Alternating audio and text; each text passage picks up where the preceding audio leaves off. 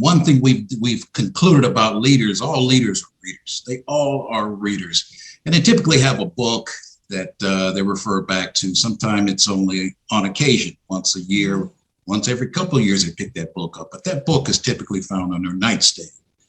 Tod, what book is on your nightstand? Thanks for sharing this in advance because I had to go look. I have piles of books on my nightstand. Look, here are two that I am actually haven't quite finished, but I'm in the that I think are really appropriate to our discussion. So Isabel Wilkerson's "The Warmth of Other Suns" is fantastic. One is about Chicago, or a lot of it is, so it's fantastic. But it's when you want to get a sense of standing on the shoulder of your ancestors, right? This is about the influx of migration in basically the 20s to the 70s in Chicago of Black America. But it's the story of the migration and a search for a better world for your kids. And you read these stories and it's heartbreaking, but it's inspiring because you realize these are people that helped us get here, right? And then the other one, which is interesting, is there's one called Wired, and it's by a neuroscientist, and it's about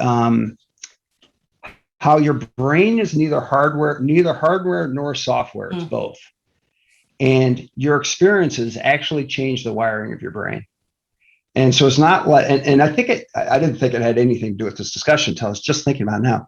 So it's how your brain develops based on your experiences and the input and output, and how it rewires itself based on what you do. And the interesting thing is sometimes you can look at so my allegory to this would be, you can look at something and say, hey, that is so hardwired, that'll never change. And you really realize a number of steps in the right direction creates momentum, and momentum can change things. And in fact, your brain's doing it all the time. So, and it's a cool book. I'll read that book. Yeah. Wired. It's like the story of the hardwired brain, or the story of the live wired brain. Outstanding. Angela, what book's on your nightstand? So I'm reading two right now. One is Dare to Lead by Brene Brown. I think as I keep evolving as a leader, that's a book that's on my nightstand. The other is Cast by Isabel Wilkerson. I haven't dove into it quite yet, but that's my next book I'm reading. Okay. And then I have one that I just referred to, and I have it right now, and it is The Book of Joy, which I think is an excellent book about purpose. And when you spend so much of your career just working, like it was a book to pull me back to say, what is joy and what's my purpose? So those are the three that I'm into right now.